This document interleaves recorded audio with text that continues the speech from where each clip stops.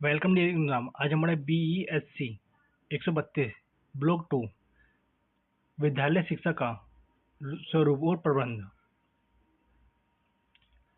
Chapter 5 Bharat में विद्यालय शिक्षा एक अवलोकन। विद्यालय शिक्षा की संरचना। विद्यालय शिक्षा की संरचना विद्यालय स्तर पर शिक्षा की सीढ़ी को संदर्भित करती है, जिसमें भारत की संपूर्ण विद्यालय शिक्षा संगठित है। वर्तमान में प्रचलित 10+2 की संरचना शिक्षा आयोग 1966 जिसे कोटारी आयोग भी कहते हैं अनुसार और आधारित है। शिक्षा से राष्ट्रीय नीति 1968 में वर्ष से ही प्रावधान था। विद्यालय शिक्षा के 12 वर्ष 4 स्तरों प्राथमिक 1 से 5, उच्च प्राथमिक 6 से 8, माध्यमिक 9 से 10 और उच्च वरिष्ठ माध्यमिक 11 से 12 में बांटे हैं। यदि भारत में विद्यालय शिक्षा की संख्या देखें तो स्वतंत्रता के बाद कई आयोगों और समितियों ने भारत में विद्यालय शिक्षा की संरचना के संबंध में कई संतुष्टि दी है। यह सापेक्ष संक्षेप में एक सारणी दी जा रही है। विश्वविद्यालय आयोग 1948 से 1949 कलकत्ता विश्वविद्यालय आयोग के 10+2+3 शिक्षा संरचना के विचार की पुनरावृत्ति। माध्यमिक शिक्षा 7 वर्ष की माध्यमिक शिक्षा को 2 भागों में बांटा गया। जूनियर हाई स्कूल विद्यालय 3rd वर्ष और हाई विद्यालय 4th वर्ष के लिए माध्यमिक शिक्षा। एक बार देख लेना, ये देख लेना एक बार।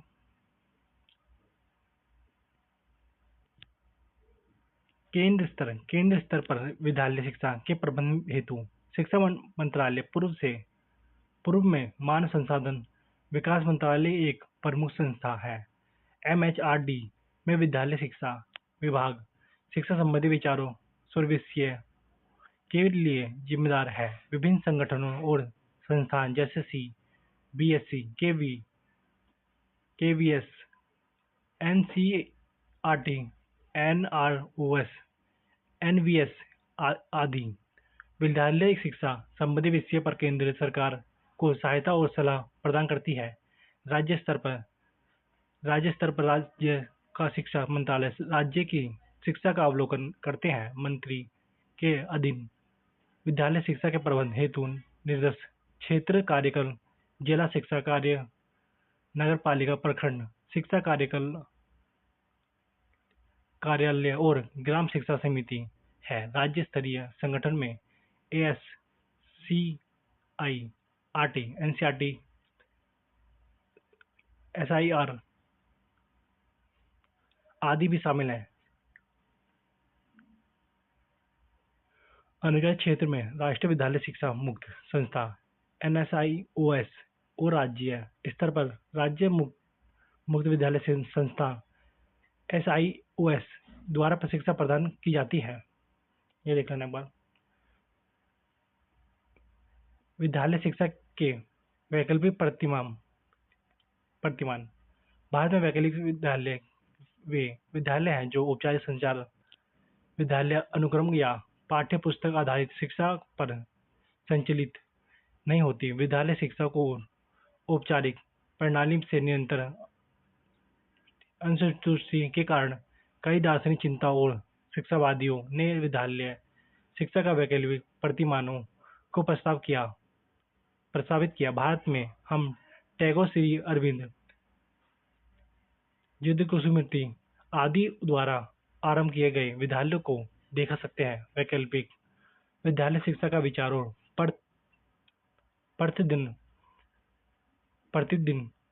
बढ़ रही है। इसका मुख्य कारण उनको लचीलापन, शिक्षार्थी केंद्रित और संक्षेप से यह कि इसमें शिक्षण के तरीके औपचारिक से बेहतर है। वैकल्पिक शिक्षा के विभिन्न प्रतिमान हैं, परंतु इसमें एक सामान्य बात यह है कि ऐसे सभी तंत्र रटने वाले अधिगम को दूर करने अनु अनुभवतः युक्तियों की ओर ले जाते हैं। ऐसे विद्यालयों में पाठ्यक्रम को निरूपण विधि आवश्यकता वाले बच्चों को अनुकूल होते हैं। इसका तात्पर्य यह नहीं है कि ये विद्यालय मात्र उनके लिए है जो औपचारिक शिक्षा में प्रवेश लेने में असमर्थ हैं, जिसमें कुछ कारण विद्यालय छूट जाए या दिव्यांगता आदि, परंतु ये उनके लिए है जो अपनी रुचि के अनुसार पढ़ना चाहते हैं। वो देख लेना।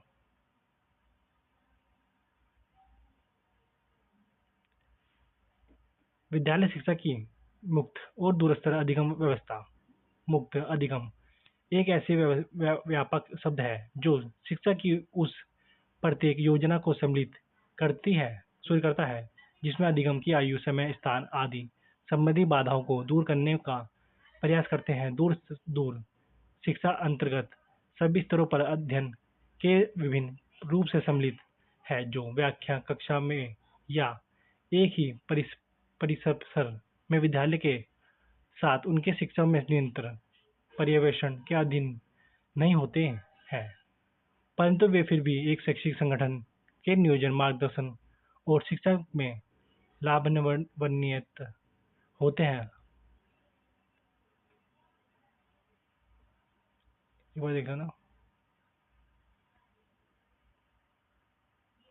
माध्यमिक शिक्षा ये देख लेना एक बार।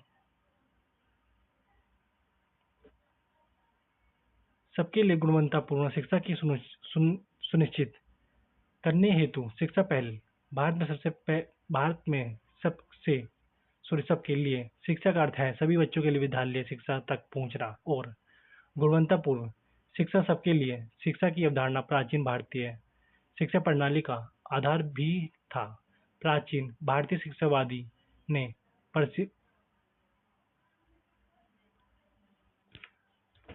प्रचलित किया कि शिक्षा को संपूर्ण समाज की आवश्यकता की पूर्ण और विकास के लिए होना चाहिए, न कि समाज के कुछ अंश के लिए। भारतीय संविधान के प्रमुख उद्देश्य में से एक है सबके लिए शिक्षा के समान अवसर प्रदान करना।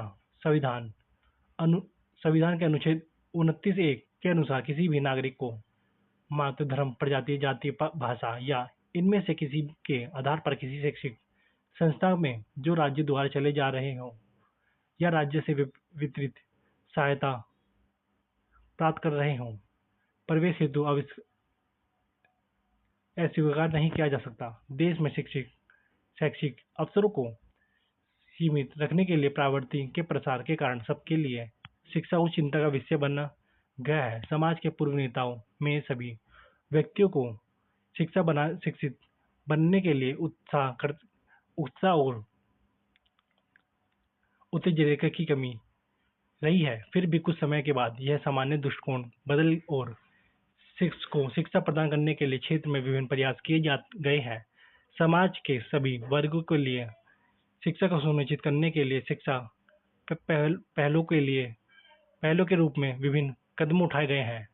आर्थिक, सामाजिक और विकास तभी संभव है जब शिक्षा में परिवर्तन और वृद्धि हो। एक बार देख लेना। अनुचित शिक्षा का विकास औपचारिक विद्यालय प्रणाली के विकल्पों में से एक है।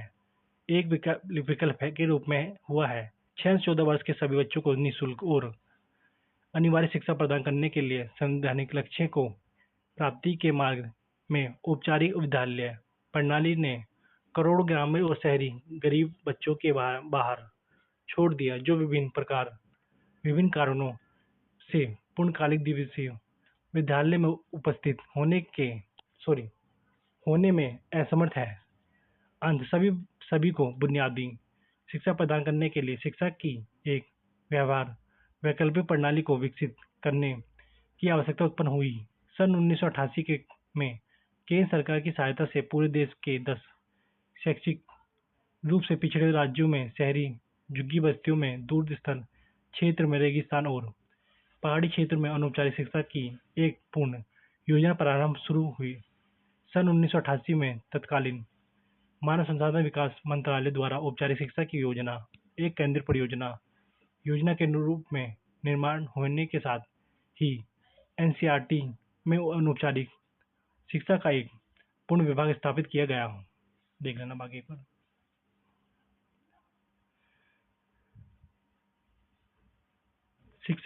शिक्षा का अधिकार अधिनियम आरटीए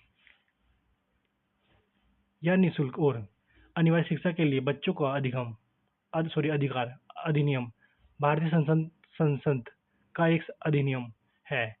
यह अधिनियम 4 अगस्त 2009 को पारित हुआ और इसका कार्यान्वयन 1 अप्रैल 2010 से हुआ। आरटीआई एक्ट भारतीय संविधान के अनुच्छेद 21(a) के अंतर्गत 6 से 14 वर्ष के बच्चों के लिए निःशुल्क और अनिवार्य शिक्षा के महत्व के तरीकों को बताया है। इसके अधिनियम के कारण भारत उन देशों में से एक बना। 6 से 14 वर्ष के प्रत्येक बच्चे के लिए शिक्षा को मूल अधिकार बनाने अतिरिक्त यह अधिनियम प्रभावित विद्यालयों के लिए न्यूनतम मानदंड भी स्पष्ट करते हैं। बाकी देख लेना।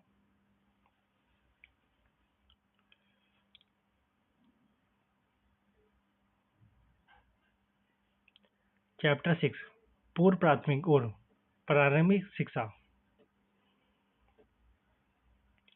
भारत में पूर्व प्राथमिक शिक्षा प्रत्येक बच्चे को पूर्व प्राथमिक स्तर पर गुणवत्तापूर्ण शिक्षा तक की पहुंच होनी चाहिए। प्रारंभिक स्तर पर शिक्षा में गुणवत्ता शिक्षा के हर स्तर के लिए कुछ आधार प्रदान करती है, मगर अभी भी लाखों बच्चों और वयस्क शिक्षा अवसरों में वंचित हैं। इस चरण में खेल और खोज उन्मुख शिक्षण गतिविधियों पर ध्यान केंद्रित किया जाना चाहिए। यह हर बाल मन को उसकी क्षमता के पूर्ण विकास के लिए विकसित करेंगे। यह शुरुआती जीवन के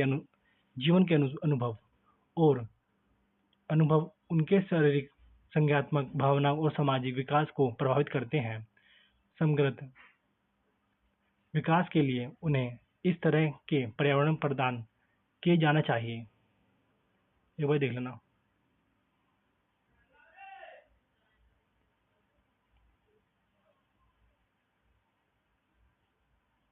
भारत में पूर्व प्राथमिक शिक्षा नियोजन विद्यालय और सरकारी आईसीटीडीएस आंगनवाड़ी केंद्र द्वारा प्रदान की जाती है। पूर्व प्राथमिक शिक्षा की आंगनवाड़ी प्रणाली ने भारत के कई हिस्सों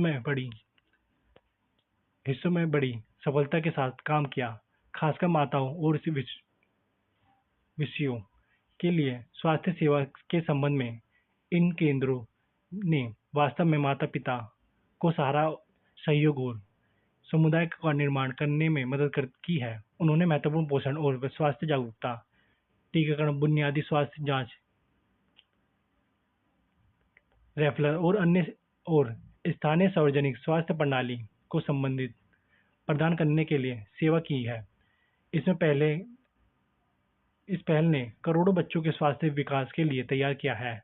इसके अलावा सर्व शिक्षा अभियान ASASA के तहत ECCE बचपन की देखभाल और शिक्षा केंद्रित 3 से 6 साल के बच्चों को सहायता और देखभाल। पूर्व प्राथमिक शिक्षा 3 से 6 साल के बच्चों को सहायता और देखभाल प्रदान करती है ताकि वह विद्यालय शिक्षा के लिए सुरक्षा, देखभाल, अस्तित्व और तैयारी का अधिकार सुनिश्चित कर सके। यह बच्चों की शारीरिक, मानसिक और सामाजिक स्थिति के बावजूद सुरक्षा और संख्यात्मक का परिचय दे सकते हैं।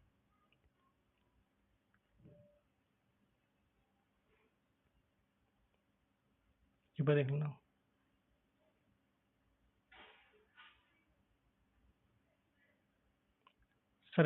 एक सरकारी विद्यालय राज्य सरकार या केंद्र सरकार या सार्वजनिक क्षेत्र के उपक्रम या सरकार द्वारा पूरी तरह से वित्त पोषित एक स्वयं संगठन द्वारा चलाया जाता है। स्थानीय निकाय।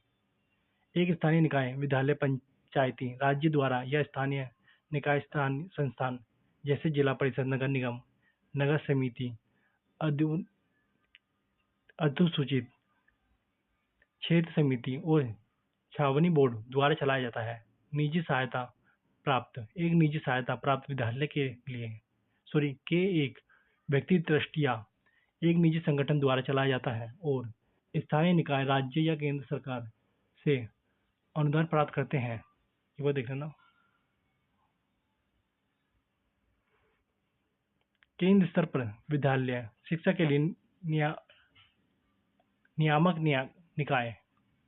भारतीय संविधान के अनुसार प्रारंभिक स्तर की शिक्षा बच्चों का एक मौलिक अधिकार है। प्रारंभिक शिक्षा के लिए अपने बच्चों को विद्यालय भेजने के लिए माता पिता के मौलिक कर्तव्य के रूप में भी इसे जोड़ा गया है। विभिन्न प्रकार के विद्यालय विभिन्न प्रबंध द्वारा संचालित होते हैं जो भारत में शिक्षा प्रदान करते हैं।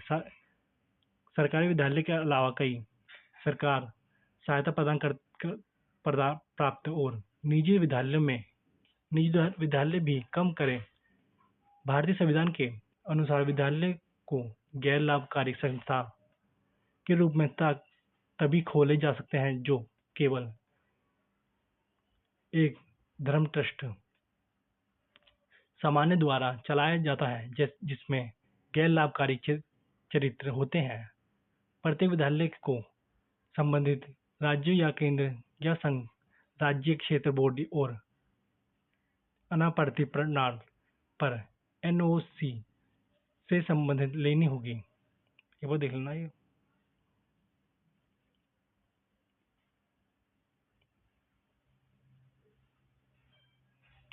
वो देख लेना सारे।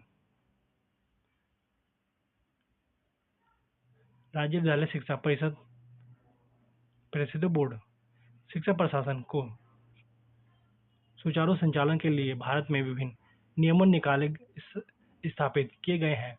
विद्यालय शिक्षा परिषद भी विद्यालयों के लिए महत्वपूर्ण नियामक निकाय है। यह राज्य के शक्ति और परिभाषित भौगोलिक सीमाओं के प्रतिनिधिमंडल में कार्य करते हैं। यह राज्य का एक वैध संगठन है। यह कानून और संवैधानिक प्रावधान द्वारा संरक्षित है।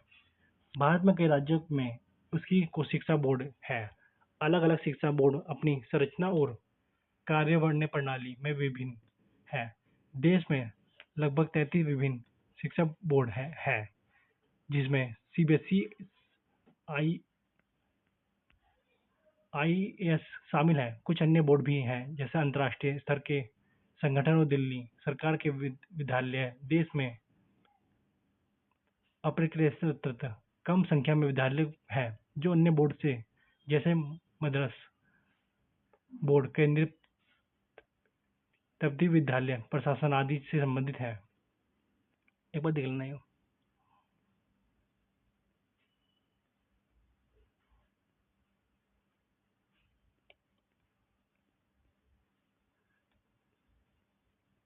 एक बार देख लेना।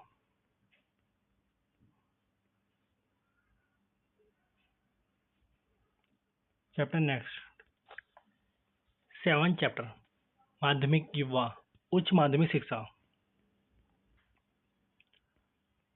माध्यमिक और उच्च माध्यमिक स्तर केंद्रीय और राज्य पर संस्थागत संरचना। किसी भी कार्यक्रम के सफल होने के लिए कुशल प्रशासन और प्रबंध होना आवश्यक है। इससे न केवल उचित कार्यान्वयन सुनिश्चित होगा अपितु कार्यक्रमों के लक्ष्य को प्राप्त करने में भी सहायता मिलेगी। हमारे देश में विद्यालय प्रशासन विशेष रूप से माध्यमिक और उच्च माध्यमिक विद्यालय निम्नलिखित 3 प्रमुख स्तरों के अंतर्गत आते हैं। आइए अब समझते हैं कि वे कैसे काम करते हैं और माध्यमिक शिक्षा को कैसे प्रभावित करते हैं। केंद्र स्तर, राज्य स्तर, स्थानीय स्तर। केंद्र स्तर शिक्षा मंत्रालय पूर्व में मानव संसाधन विकास मंत्रालय हमारे देश में योजना बनाने और शिक्षा विकास के लिए जिम्मेदार है। विशेष रूप से माध्यमिक शिक्षा के क्षेत्रों में 7 विद्यालय शिक्षा और संरक्षण विभागों इसमें संबंधित है। केंद्र मंत्रालय को नेतृत्व मानव संसाधन विकास मंत्री नामक एक कैबिनेट मंत्री द्वारा किया जाता है, जिसके बाद दो राज्य मंत्री होते हैं, जिसमें शिक्षा के शैक्षणिक और नीतिगत मामलों के अंतरित सचिव और शिक्षा सलाहकार द्वारा सहायता के लिए विभाग के सचिव द्वारा आधिकारिक स्तर पर सलाह दी जाती है। विद्यालय शिक्षा विभाग में कई नोब्योर शामिल हैं, जिसमें प्रत्येक संयुक्त सचिव की अध्यक्षता में है।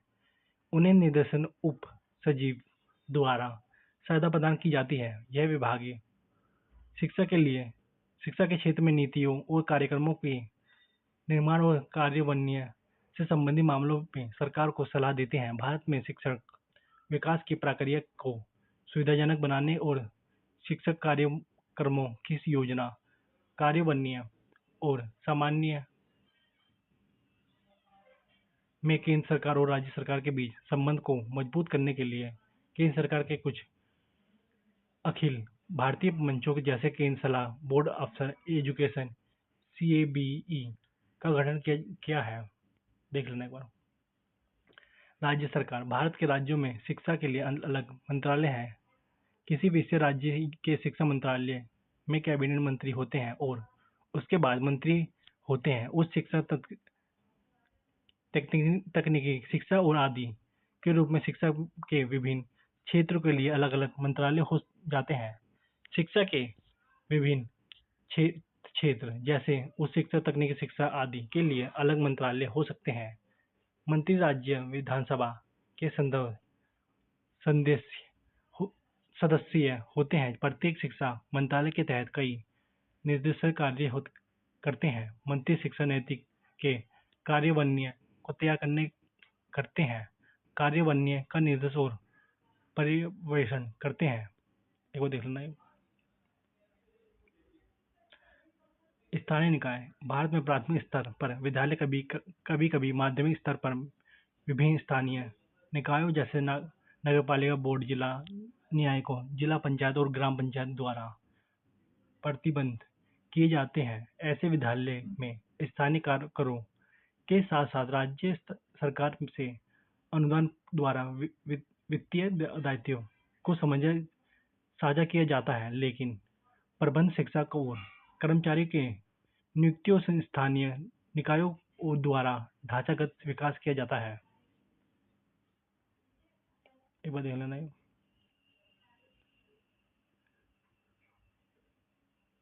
माध्यमिक शिक्षा के लिए नियामक निकाय, माध्यमिक और उच्च माध्यमिक शिक्षा 9 से 12 मुख्य रूप से राज्य सरकार की जिम्मेदारी है। विद्यालय को मान्यता राज्य के विद्यालय शिक्षा विभाग द्वारा प्राप्त होती है।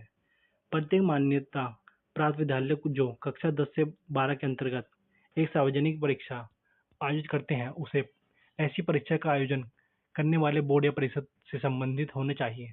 3 राष्ट्रीय बोर्ड यानी CBSE, NIOS और CISCE के साथ लगभग हर राज्य का अपना बोर्ड केंद्र है और राज्य स्तर पर कई निकाय हैं जो माध्यमिक और वरिष्ठ माध्यमिक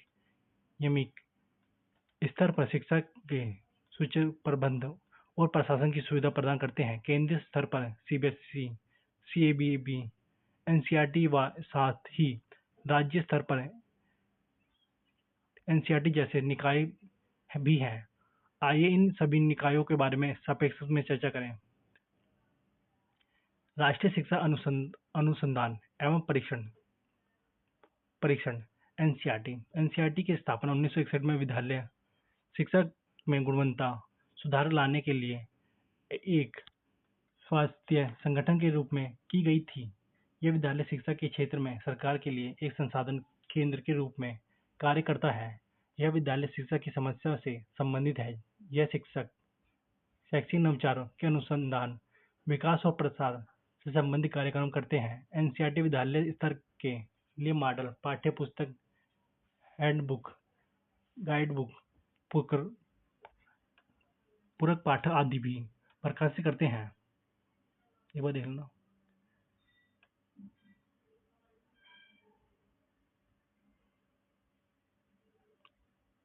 राज्य शिक्षा परिषद। राज्य शिक्षा परिषद माध्यमिक शिक्षा के न्यायालय निकायों में से एक है जो माध्यमिक और उच्च माध्यमिक शिक्षा के क्षेत्र में राज्य स्तर के शैक्षिक निकायों के रूप में कार्य करते हैं। शिक्षा के राज्य बोर्ड के मुख्य कार्य पाठ्यक्रम की घोषणा करने, 10वीं और 12वीं के लिए परीक्षण का संचालन करना, परीक्षण के परिणाम प्रकाशित करना, बोर्ड की परीक्षण उत्तीर्ण करने वाले छात्रों को प्रमाण पत्र प्रदान करना, विद्यालय को संबंधित मान्य प्राप्त करना, शिक्षकों की योग्यता पाठ्यक्रम निर्धारित करना आदि।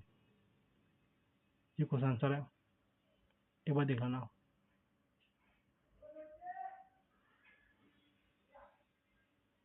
एक बार देख लेना।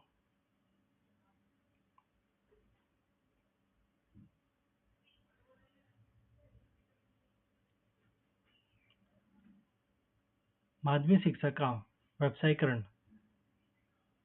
+2 स्तर पर माध्यमिक शिक्षा की व्यावसायिक शिक्षा की योजना 1988 में शुरू की गई।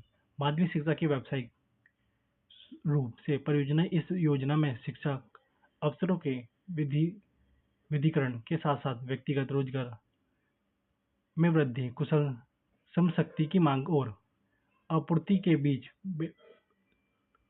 बेमेल को कम करने तथा उच्च शिक्षा पाने के लिए विकल्पों को तौर पर प्रदान करने का प्रावधान है। इसलिए यह महत्वपूर्ण है कि कक्षा 11 से इसके कार्यान्वयन के लिए वर्तमान प्रावधान के विपरीत कक्षा 9 में लागू की जाए। व्यावसायिक शिक्षा पाठ्यक्रम सेक्टर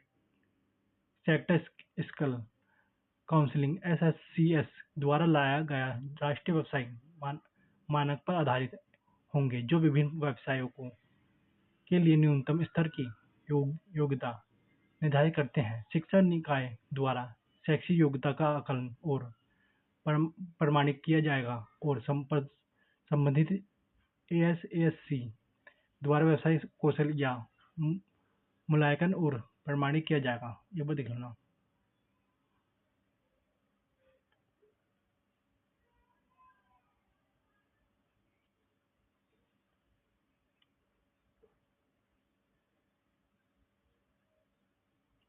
चैप्टर नेक्स्ट, पार्ट 10, व्यावसायिक और तकनीकी शिक्षा।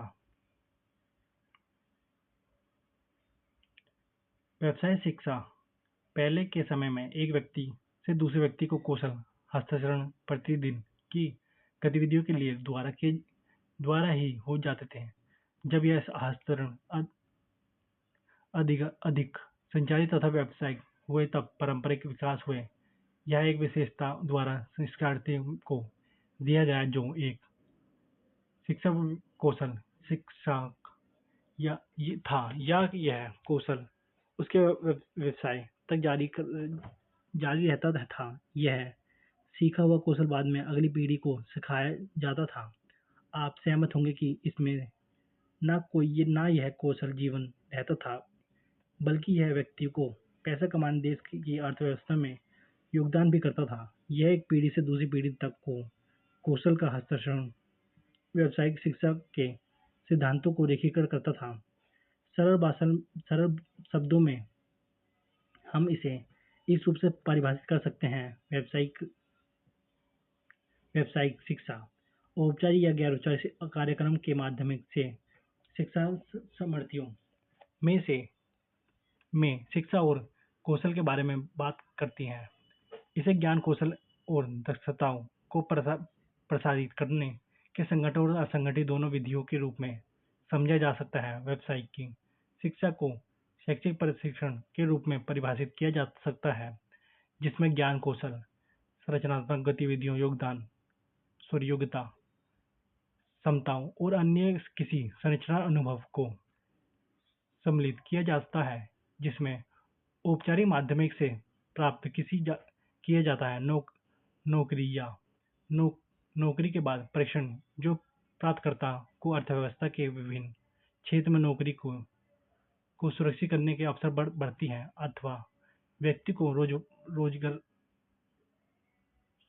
स्वरोजगार करने में समर्थ बनती है।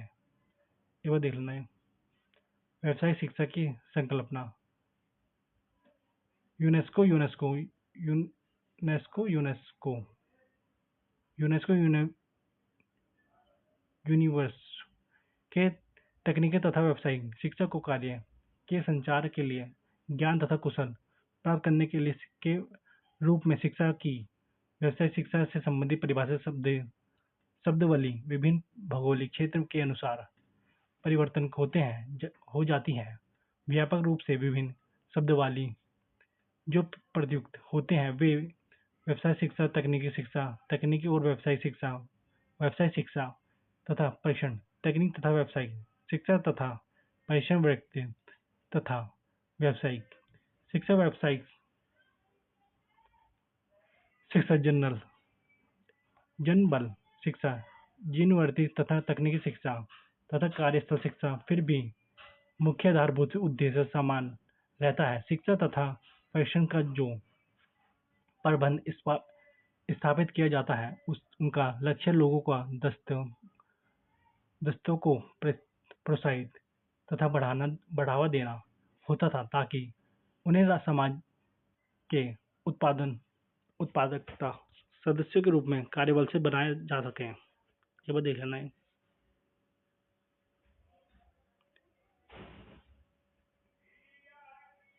शिक्षा आयोग 1964 से 66 की रिपोर्ट ने राष्ट्रीय विकास के सुधार को शिक्षा की मुख्य चिंता बनाया दिया गया है। शिक्षा ने पुनर्गठन को एक समान पैटर्न में परिवर्तित करने का सुझाव दिया जिसमें पूरे देश 10+2+3 पैटर्न कहा जाता है, जिसमें सभी के लिए 10 साल तक की अविभाजित शिक्षा की सम्मिलित किया जाता है। साथ ही +2 स्तर पर शैक्षणिक और व्यवसाय धारकों में विविध विधि के साथ इनमें सामान्य शिक्षा के व्यावसायिक अनुभव कार्यक्रम WEP के लिए माध्यमिक स्तर पर व्यावसायिक VEP के लिए शिक्षण पुनर्निर्माण को योजना प्राथमिक दी। बाद में शिक्षा की राष्ट्रीय नीति 1986 ने भी व्यावसायिक शिक्षा को प्रमुख महत्व दिया। इसमें कहा गया है कि प्रास्ताविक शिक्षा पुनर्गठन में एक व्यवस्था सुनिश्चित तथा कड़ाई में लागू किए जाने वाले व्यावसायिक शिक्षा के कार्यक्रम को परिचय अत्यंत आवश्यक है। ये वो देख लेना है।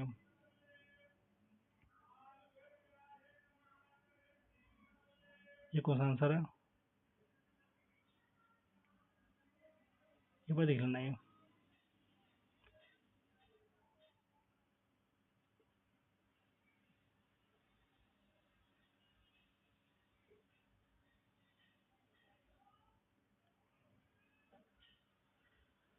एक बार देख लेना ये,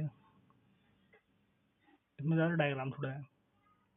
मानव संसाधन और विकास के लिए शिक्षा, व्यावसायिक तथा प्रशिक्षण का मुख्य कार्य उन विद्यालयों को एक विकल्प प्रदान करता है जो किसी एक कारण या अन्य किसी कारण से सामान्य शिक्षा प्राप्त करने की इच्छा नहीं रखते अथवा सामान्य शिक्षा लगातार ले नहीं सकते। इस उद्देश्य के साथ शिक्षा की राष्ट्रीय नीति 1966 निम्नलिखित उद्देश्यों पर विचार करती है। विद्यार्थियों को व्यक्तिगत रोजगार योग्यता को बढ़ाने के लिए विधि शिक्षा से अवसरों को उपलब्ध कराना, कुशल मानव संसाधनों की मांग की और आपूर्ति को माध्यम संतुलन को काम करने तथा उस शिक्षा को जारी रखने के लिए वैकल्पिक मार्ग उपलब्ध कराना। ये वो देख लेना ये।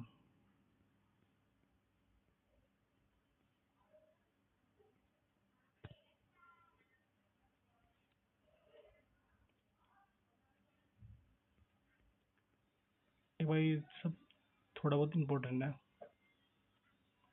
बाकी चैप्टर ही समाप्त है।